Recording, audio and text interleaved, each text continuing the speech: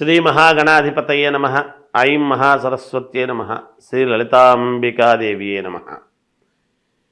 August నెల అంతా కూడా రాశి ఫలాల కార్యక్రమములో భాగంగా ఎవరెవరికి ఏ రాసుల వాళ్లకు ఎలా ఉంటుంది అనేటువంటి దాని మీద ఇప్పుడు నేను తెలియజేస్తున్నాను.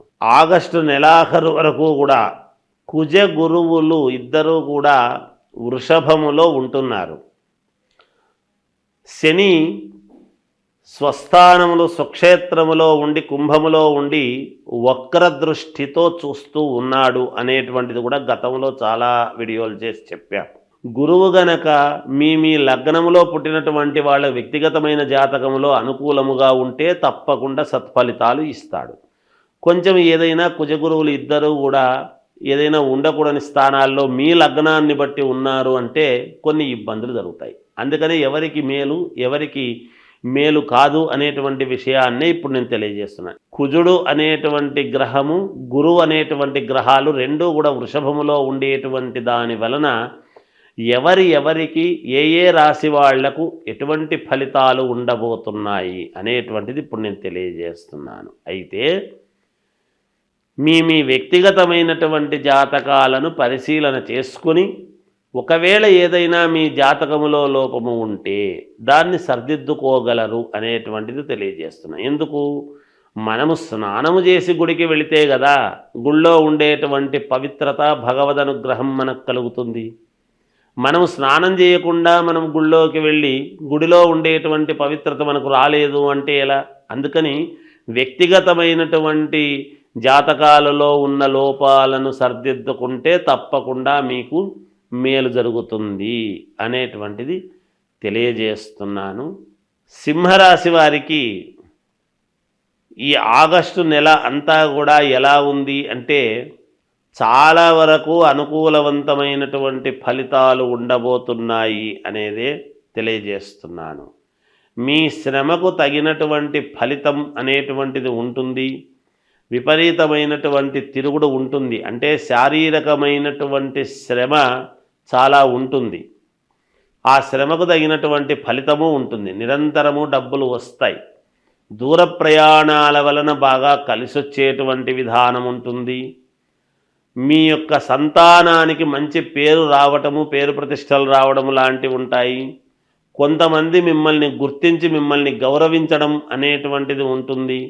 మీరు ఎక్కడ అడుగుపెట్టినా మీకు విజయము అనేటువంటిదే జరుగుతుంది గాక ఎటువంటి ఇబ్బంది ఉండదు. అన్నిటికన్నా ముఖ్యంగా పూర్ణ ఆరోగ్యవంతులుగా ఉండటము. గతములో ఎప్పటి నుంచో అనారోగ్యముతో ఉండేటువంటి వాళ్ళు కానీ లేదా అప్పుడప్పుడు అనారోగ్య సూచనలు కనపడుతూ ఉండేటువంటి వాళ్లకు కానీ ఇప్పుడు ఖచ్చితముగా ఆరోగ్యదాయకముగా పూర్ణ ఆరోగ్యవంతులుగా ఉంటారుగాక. శుభకార్యాలలో పాల్గొంటారు లేదా మీ చేతుల గుండా శుభకార్యాలు చేయడం లాంటివి జరుగుతాయి. అన్నదమ్ముల వ్యవహారములో సమస్యలు అన్నీ కూడా కొలిక్కి వచ్చేటువంటి విధానముగా ఉంటుందిగాక మీకు. అలాగే భూముల యొక్క క్రయ విక్రయాలలో మంచి లాభాలు రావటం కూడా ఉంటుంది. కోర్టుపరమైనటువంటి సమస్యలు ఏమైనా ఉంటే తీరడానికి అనుకూలవంతముగా ఉంటుందిగాక. సింహరాశి వాళ్లకు చాలా వరకు అన్ని రంగాలలోనూ అనుకూలవంతమైనటువంటి ఫలితాలే ఉన్నాయి. చిన్న వ్యాపారము నుండి పెద్ద వ్యాపారము చేసుకునేటువంటి వాళ్ళ వరకు కూడా యథావిధిగా డబ్బులు వస్తూనే ఉంటాయి, ఇబ్బంది ఉండదు. అలాగే సంతానము కావాలి అనుకునేటువంటి వాళ్ళు తప్పకుండా ఆ దిశగా సంతానము పొందడం జరుగుతుంది ఈ రాశి వాళ్లకు. ఇలా అనేక రకాలుగా ఎన్నో రంగాలలో ఉండేటువంటి వాళ్లకు చాలా అనుకూలవంతముగా ఉన్నది సింహరాశి వాళ్లకు. మీ వ్యక్తిగతమైనటువంటి జాతకాలను మీకు నచ్చిన వాళ్ళ దగ్గర ఒక్కసారి చూపించుకొని పరిశీలన చేసుకోండి, మేలు జరుగుతుంది. ఇంకా మెరుగైనటువంటి ఫలితాలు మీకు జరగాలి, మేలు కావాలి అని కనుక మీరు అనుకునేట్టుగా ఉంటే శ్రీ మహావిష్ణువును ఆరాధించండి, అమ్మవారిని ఆరాధించండి, తప్పకుండా మేలు జరుగుతుంది. మీ మీ ఇంటి దేవుణ్ణి కూడా పూజించుకోండి. తప్పకుండా మీ పనులన్నీ కూడా సఫలీకృతులై విజయవంతముగా ముందుకు వెళ్ళటానికి మేలు జరుగుతుంది. శ్రావణ మాసము వచ్చింది అంటే అందరికీ గుర్తొచ్చేది ఏమిటి అంటే వరలక్ష్మీ వ్రతం. అసలు వరలక్ష్మీ వ్రతం చేసుకుంటే ఏమొస్తుంది, ఎందుకు చేస్తున్నాం మనం అనేటువంటిది ఒక్కసారి మనం ఆలోచన చేసుకోవాలి. వరలక్ష్మీ వ్రతం అని అనంగానే పౌర్ణమికి మామూలుగా ముందుగా వచ్చే శుక్రవారం నాడు వరలక్ష్మీ వ్రతం అంటే 2వ వారం ఎప్పుడు పడుతుంది సహజంగా. అలా శుక్రవారము నాడు వరలక్ష్మీ వ్రతం అనేటువంటిది మనం వ్రతకథలో చెబుతాం. చారుమతీదేవి ఎందుకు చేసుకుంది ఏమిటి అనేది. అంతేకాకుండా 16 కుడుములు వాయనము ఇవ్వటము ఇవన్నీ కూడా ఉన్నాయి. అసలు వరలక్ష్మీ వ్రతం అని మనం చేసుకోవటంలోనే వరాలు ఇచ్చేటువంటి లక్ష్మీదేవి. లక్ష్మీ ధనమే ఒక వరం. అదే కాకుండా ఇంకా ఏమిస్తుంది అమ్మవారు అంటే సౌభాగ్యం. సౌభాగ్యం అంటే ఏమిటి? ఆడవాళ్ళు చేసుకునేటువంటి వరలక్ష్మీ వ్రతములో భర్త, కుటుంబము అంతా కూడా, పిల్లలు అందరూ కూడా క్షేమముగా ఉండటానికి దోహదపడుతుంది. ఏ స్త్రీ అయినా ఏమి కోరుకుంటుంది?